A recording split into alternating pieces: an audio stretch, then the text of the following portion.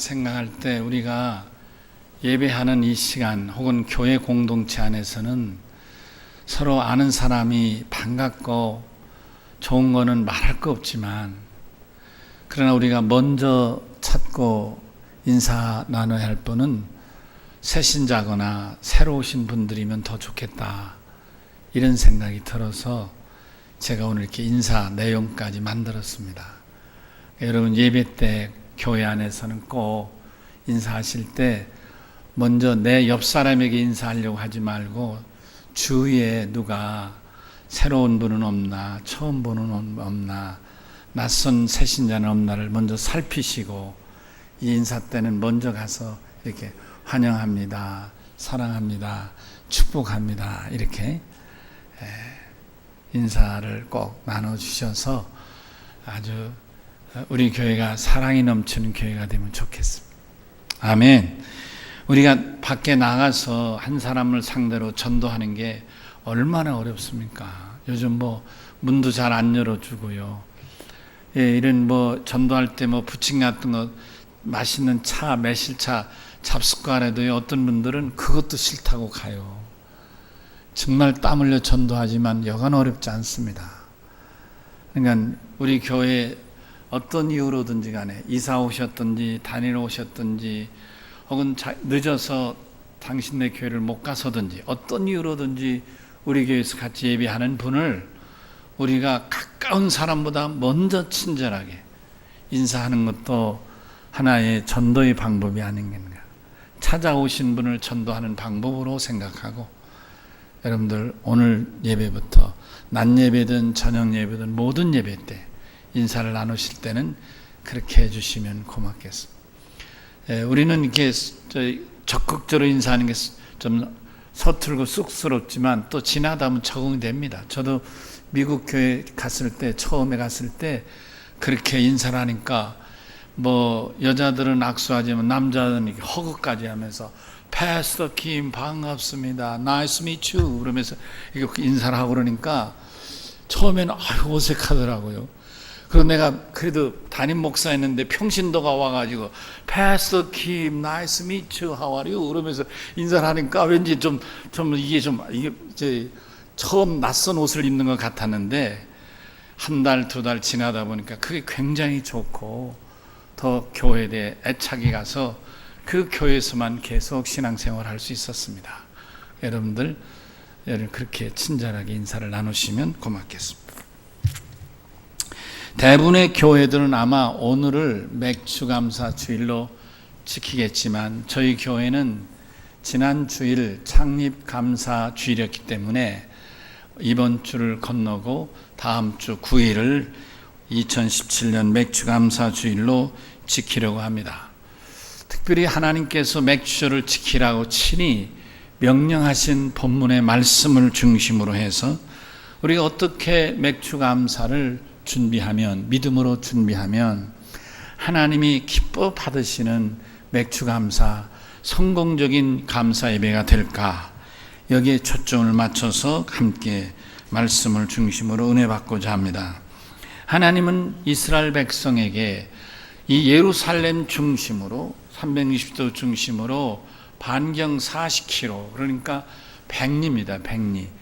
반경 40km 이내에 사는 남자들은 다 1년에 3번은 반드시 예루살렘 성전에 와서 빈손으로 나오지 말고 예물을 가지고 와서 하나님 앞에 절기를 지키라, 이렇게 말씀하신 것입니다.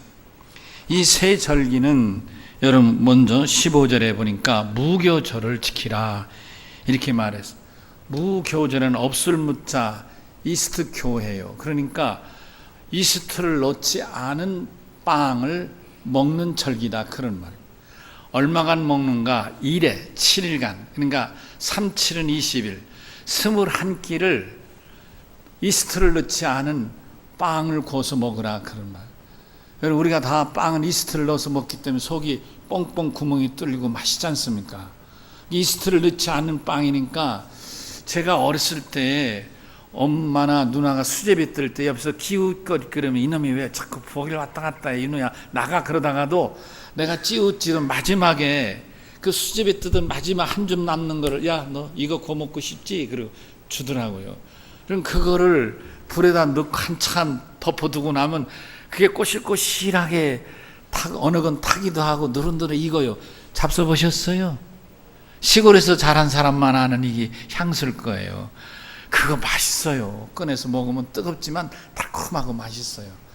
여러분, 지금 이스트 넣지 않은 빵이라는 게 이런 겁니다. 근데 이거를 한 끼 정도는 맛있게 먹을 수 있지만 자그마치 7끼를 먹으라는 거, 이거는 정말 어려울 거라고 생각합니다.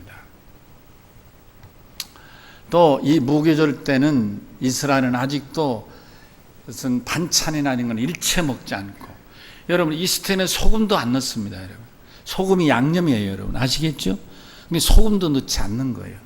그러니까 그냥 생밀가루만 넣는 거예요. 그러니까 정말 이게 어려운 겁니다. 고역입니다, 먹기가. 그런데 하나님은 무교절에 이렇게 모든 이스라엘 백성들은, 이스라엘 안에 있는 백성들은 다 어린아이를 어른 나이까지 않고 누구든 다 이 무교병을 먹으라고 말씀하셨습니다.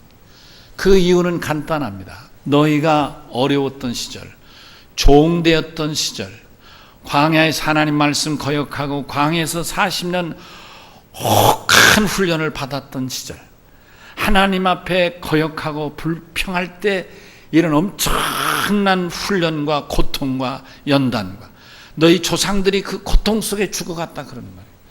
그런 그 출애굽 전에 430년 전에 노예 생활을 포함해서 너희들이 말하고 싶지 않은 가장 민족의 수치고 치부가 될 만한 그런 고통의 시절이 있었음을 너희 자손 대대로 잊지 않도록 하라.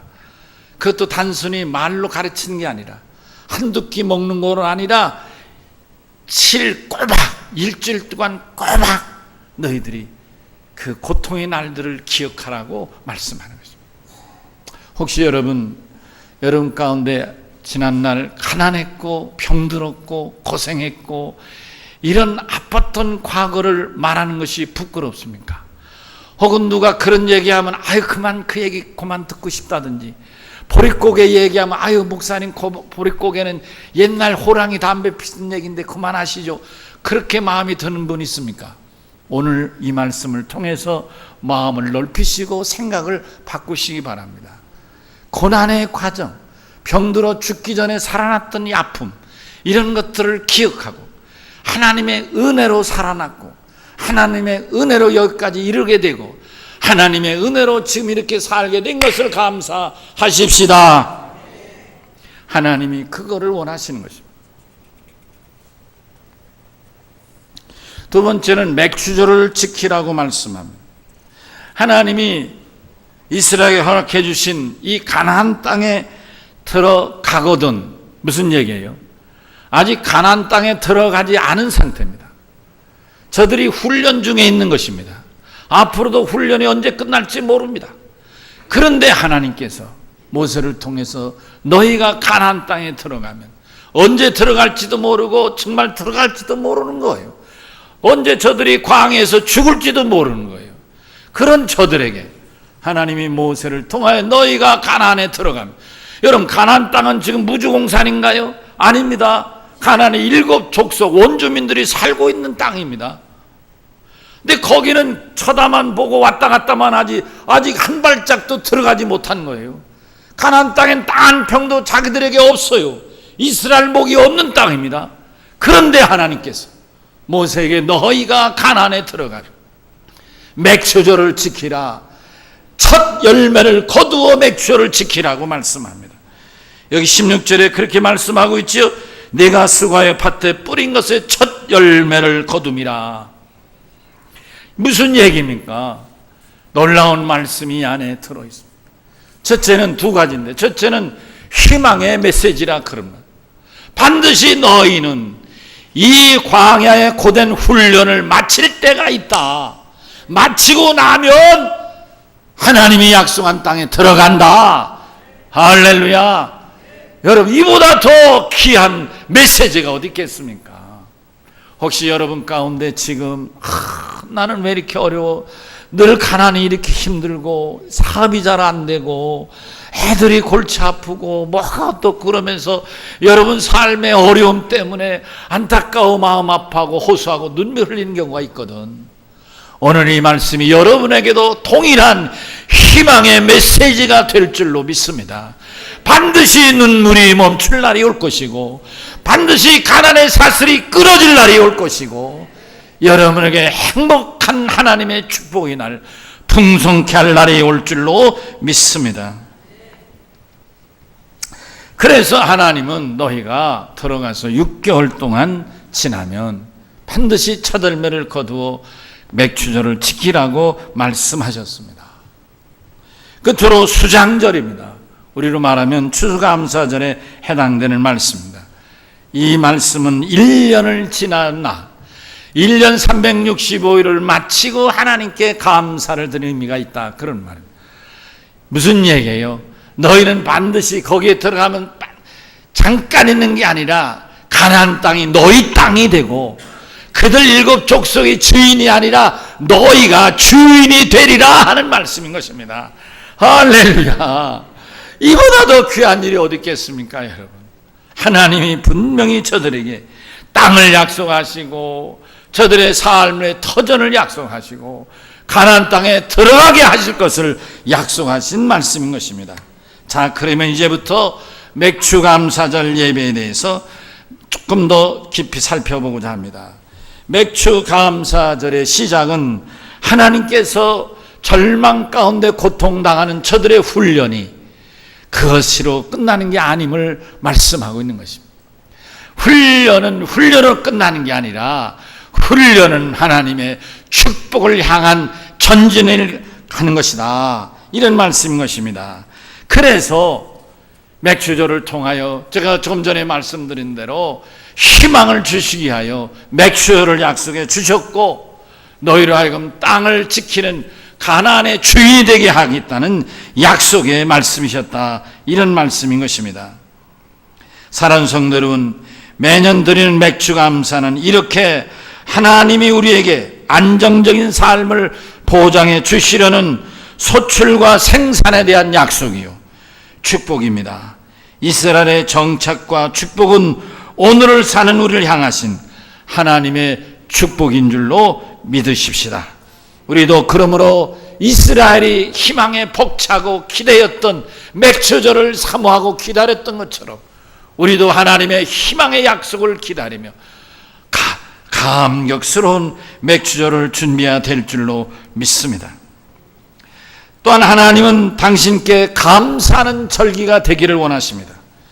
시편 50편 23절에 감사로 제사를 드린 자가 나를 영화롭게 한다, 이렇게 말씀하셨습니다.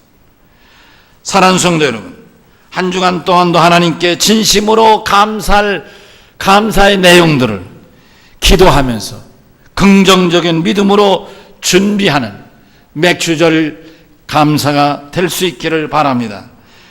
특히 감사 예배를 드릴 때는 긍정적인 믿음으로 준비하는 것이 매우 중요합니다. 긍정적인 믿음일 때 하나님께 진정한 감사가 될 수 있습니다. 누구든지 불평하고 짜증내면 하나님께서 그 감사를 받으실 리 없습니다. 불평하는 예배도 없거니와 불만을 갖고 예배를 드린다면 하나님이 받지 않으십니다. 불평과 불만은 감사하는 믿음이 아니라 어쩔 수 없이 드리는 형식에 불과하기 때문입니다. 히브리서 11장 6절에 믿음이 없이는 하나님을 기쁘시게 할 수 없다. 믿음 없이 드리는 예배는 하나님이 받지 않으신다고 말씀합니다. 창세기 4장 1절 이하의 하나님은 아벨이 드린 믿음의 예물, 아벨이 정성을 다해 믿음으로 준비한 양을 받아 주셨던 것입니다. 그러면 이제부터 우리는 어떻게 다음 주에 드릴 맥추감사를 하나님이 받으실 감사로 드릴 수 있겠는가? 한 주간 동안 하나님께 감사드릴 내용들을 여러분이 오늘 말씀을 들으면서 일주일 생각하며 여러분 감사의 예물을 준비해 보시기 바랍니다. 제가 이제부터 제가 하나님께 드린 감사의 내용들을 여러분에게 같이 나누고자 합니다. 그것은 다른 게 아니라 여러분들이 이런 감사를 할 수 있겠구나. 그래서 여러분이 감사의 내용을 생각하는 거죠.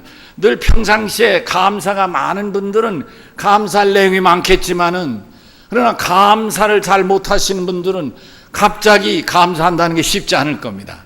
아마 5가지에서 적게는, 많게는 한 10가지 정도를 감사 내용을 여러분들에게 감사 봉투 나눠드렸잖아요. 여기에 감사한금을 넣겠지만은 감사한금 넣을 때 감사한금만 넣지 말고 하나님께 감사합니다, 나는 이렇게 감사합니다 하는 감사 내용을 적게는 한 5가지, 많게는 10가지 정도를 적어서 여기 같이 감사한금 봉투에 넣어 보시기를 바랍니다.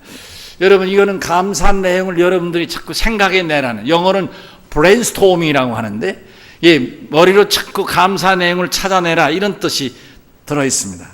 제가 몇 가지, 한 7가지를 생각해 보았습니다. 첫째는 예수를 믿는 것이 무엇보다도 저에게는 감사한 일입니다. 제가 예수를 믿게 된 것은 우리 어머님 덕분에, 어머님의 대를 이어 예수를 믿는 그런, 사실은 대를 잇는 축복이기도 합니다. 저는 매일 내가 예수를 믿는다는 것, 이게 얼마나 감사한지 몰라요. 또 예수를 믿어 하나님의 종이 됐다는 것도 감사한 일입니다. 제가 예수를 믿지 않았다면 제가 여러분에게 이렇게 말씀 전한 목사가 될 수 있었을까? 사실 제 인생에, 여러분에게도 그런 고비가 있었겠지만 제 인생에도 목사가 안 될 고비도 있었고, 심지어는 죽을 고비도 없잖아 있었습니다. 제가 젊은 날에 대구에서 살 때인데 너무 마음이 아프고 정말 되는 일이 없고 왜 하나님이 나를 버리셨는가, 이런 생각에, 살고 싶은 생각이 정말 없었습니다. 그래서 몰래 약국에 가서, 그때는 약국에서 쥐약을 살 수 있었는데 쥐약을 제가 2개를 가지고 대구에 팔공산이라는 산이 있습니다. 그 당시에는 이 산 어느 정도는 못 들어가도록 이렇게 철망을 쳤었는데, 그 자연 산 보호하기 위해서도 철망을 뚫고 한참 산 높이 올라가서 이제 마지막 죽으리라고 생각하고, 짧은 인생이지만은 생각을 여러 가지 더듬다가 이제 쥐약 2개를 열고 이제 마시려고 제가 마시려고 하는 순간이었습니다. 근데 그때 갑자기 이 산이 울리는 소리 같은 큰 소리가, 야, 이 비겁한 놈아 하면서 찌릉찌릉 울리는 소리가 확 너무 크게 들렸어요. 깜짝 놀라서 누가 있는가 보니까 아무도 없는데 산웅, 그 소리가 제 귀에 울렸어요. 근데 제가 어떤 마음이 그 순간 드는가니, 내가 비겁한가? 이렇게 죽는 게 비겁한 건가? 이런 생각에 제 마음이, 비겁하게 죽느니 이 죽으려는 그런 의지를 가지고 한번 이런 각오로 살아보자, 이런 마음이, 살려니까 그런 생각을 했겠죠. 그래서 제가 그 산을 내려왔던 기억이 납니다. 아마 제가 그때 그 약을 먹고 났다면 여러분 앞에 서지도 못했을 것이고 영원히 저는 지옥 안방에 들어갈 수밖에 없겠죠. 생각해 보면 예수 믿는 것이 얼마나 귀한지, 정말 제 인생에서는 예수 믿는 것보다 더 귀한 것이 없습니다. 더 큰 축복이 나에게는 없습니다. 여러분도 그러신가요? 또 저는 예수를 믿은 것으로 끝나지 않고 구원받은 확신과 감격이 있어서 너무 행복합니다. 저는 구원의 얘기를 하면 남의 얘기가 아니라 성경에서든지 제가 설교를 할 때든지 혹은 다른 사람의 설교문을 읽든지 어떻든 그 얘기를, 구원에 관한 말씀을 전하거나 내가 들으면 얼마나 행복한지 모릅니다. 여러분, 제가 설교할 때도 구원에 관한 설교를 하면 내가 힘이 솟아납니다. 왜냐하면 구원은 남의 얘기가 아니고 내 얘기이기 때문입니다. 구원은 들은 얘기가 아니고 내 체험이기 때문에 그렇습니다. 여러분, 예수 믿는 것과 구원받는 것은 바늘과 실과의 관계입니다. 그런데 구원받지 못하고 예수 믿는 사람은 실을, 바늘 허리에 묶는 자와 같은 것입니다. 예수 믿으면서 구원받지 못한 자는 빵은 빵인데 안고 없는 빵일 뿐인 것입니다. 여러분, 오늘 이 말씀을 들으면서 내가 구원받은 확신이었거든, 하나님 앞에 구원의 문제를 놓고 여러분 심각한 믿음이 되시고 성숙한 믿음으로 발전해 가실 수 있기를 바랍니다. 고린도전서 15장 19절 이하에 보면 사도 바울은 이렇게 말합니다. 모든 사람 가운데서 우리가 더욱 불쌍한 자라. 부활이 없다면 모든 사람 가운데 우리가 더욱 불쌍한 자라 말했습니다. 구원받은 감사가 여러분의 삶을 근본적으로 행복하고 감사하게 만들고 천국을 경험하게 할 것입니다.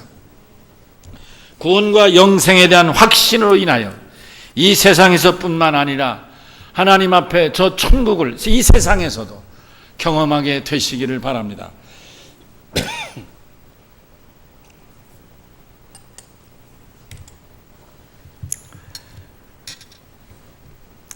또한 저는 하나님이 지켜주셔서 오늘까지 살고 있는 것이 감사합니다. 저는 한 40에 막 이르는 해 어느 날 초등학교 다닐 때 저하고 우리 어머님이 개척한 교회를 같이 다녔던 친구가 있습니다. 이름은 뭐 죽은 사람이니까 소개하지 않겠습니다만은 그 해에 갑자기 그 친구가 죽었다는 얘기를 들었어요. 정신없이 그 친구가 죽었다는 고향을 찾아갔습니다. 그 어머님이 맞아주시던데 저는 그때 이제 나도 죽을 수 있는 나이가 됐는가 보다 이런 생각이 들었어요. 초등학교 친구 중에 한두 사람 죽은 것 같습니다만은 근데 가만히 생각해 보면 제 주위에 목회자들도 많이 사람 은퇴 전에 죽는 사람들도 간혹 있는 거예요.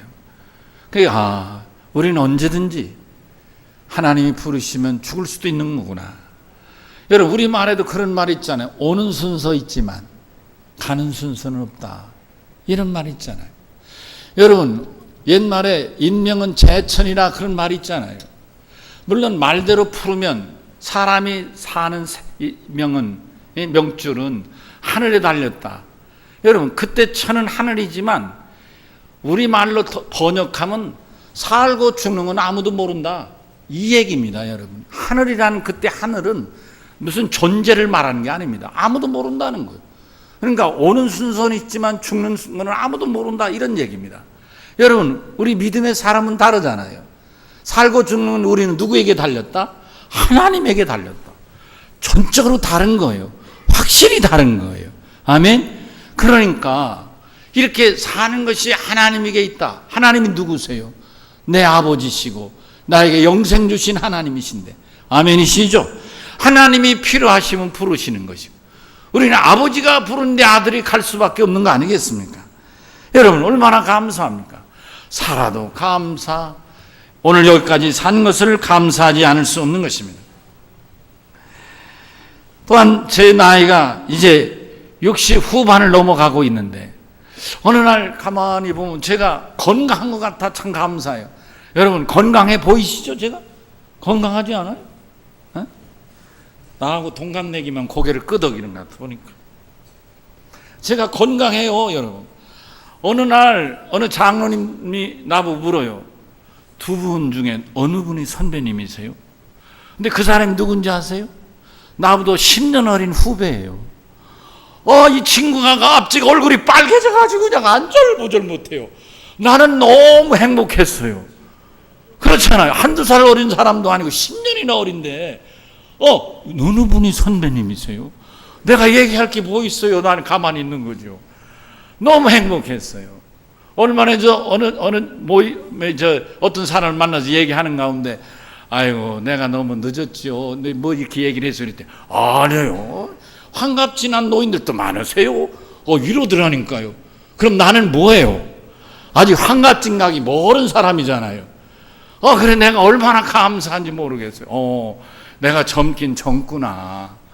여러분 사는 것도 행복하고 하나님 앞에 감사한 일인데 건강하니까. 그래서 제가요 우리 어머님이 90에 돌아가셨을 때 내 그 마음이 들었다니까. 난 적어도 90은 살겠다. 우리 사람이 좋아하네. 아멘 하는 거 보니까. 여러분 성경에 이런 말씀 있잖아요. 예수 믿는 자는 무슨 독을 마실지라도 죽지 아니한다. 마가복음 16장의 말씀입니다마는 여러분, 오늘 이 자리가 여러분에게 정말 이렇게 건강하게 오늘까지 살고 있음이 감사하고, 예수 믿음이 감사하고, 성령 받아 구원받음이 감사하고, 감사가 충만한 여러분 되시길 주의 이름으로 축원합니다. 또 감사한 것은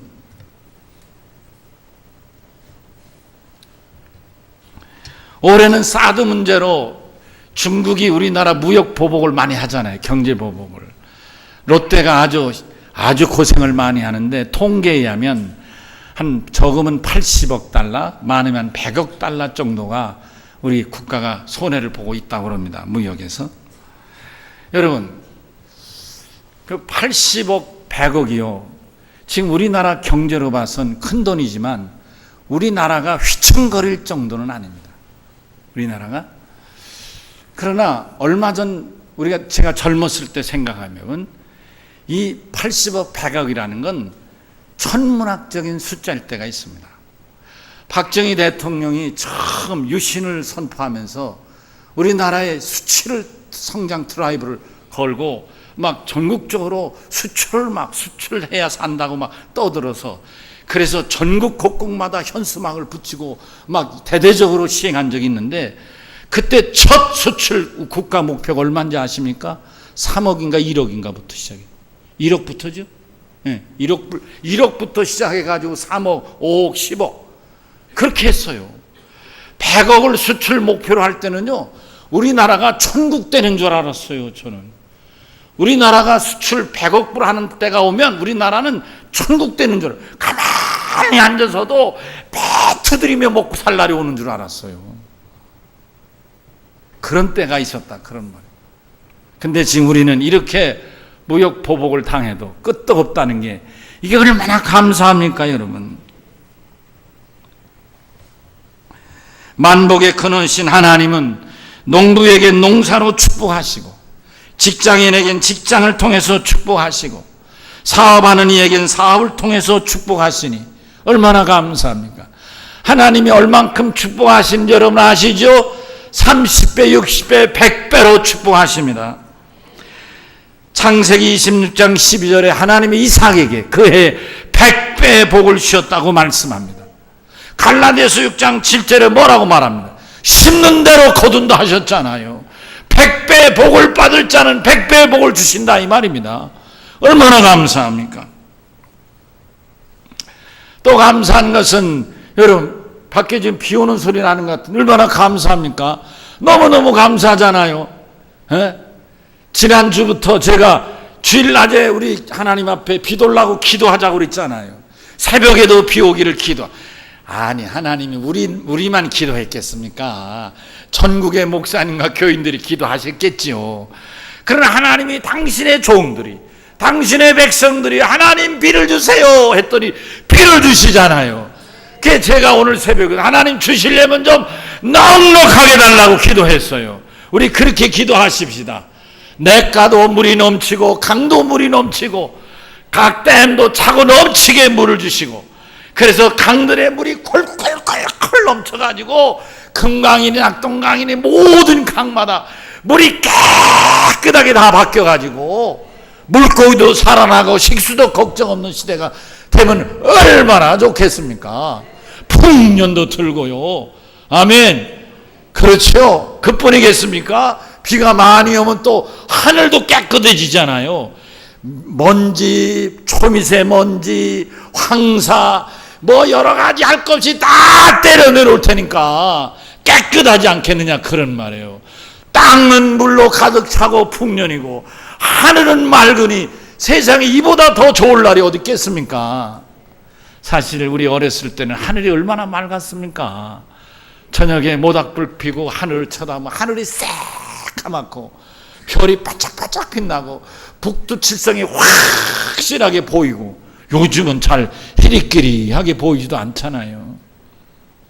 제가 미국에 있을 때 가끔 옛날 어린 시절을 생각하며 밖에 나와서 하늘을 쳐다보면, 미국 제가 살던 그곳은 하늘이 깨끗하니까 새까맣고 겨울은 그냥 가까이 있는 것 같이 크게 보이고, 얼마나 그 별이 하늘이 아름다운지 모릅니다. 하나님 앞에 피를 달라 기도했더니 하나님이 피를 주셨어요.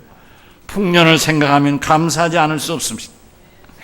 시간이 좀 지났지만 한 가지만 더 말씀을 드리겠습니다. 가정을 주셔서 저는 감사합니다. 현숙한 아내가 있고 잘 자라는 자녀들이 있으니 우리 집은 작은 믿음의 공동체고 작은 가정 천국입니다. 너무너무 감사합니다. 여러분, 시편 128편을 제가 읽어드리겠습니다. 여호와를 경외하며 그의 길을 걷는 자마다 복이 있도다. 내가 내 손이 수고한 대로 먹을 것이라. 내가 복되고 형통하리로다. 내 집 안방에 있는 내 아내는 결실한 포도나무 같으며 내 식탁에 둘러온 자식들은 어린 감람나무 같으리로다. 여호와를 경외하는 자는 다 이같이 복을 얻으리로다. 여호와께서 시온에서 내게 복을 주실지어다. 너는 평생에 예루살렘의 번영을 보며 내 자식의 자식을 볼지어다. 이스라엘에게 평강이 있을지어다. 아멘. 여러분, 오늘 이런 감사들이 저뿐만 아니라 여러분들이 감사가 되고 여러분들 나름의 또 다른 감사로 정말 2017년 맥주 감사는 풍성한 감사, 하나님 앞에 감사로 영광 돌리는 맥주 감사 되기를 주의 이름으로 축원합니다. 우리 다 같이 오른손을 들고 주여 한번 외칩니다. 주여. 아멘. 588장을 부르시겠습니다.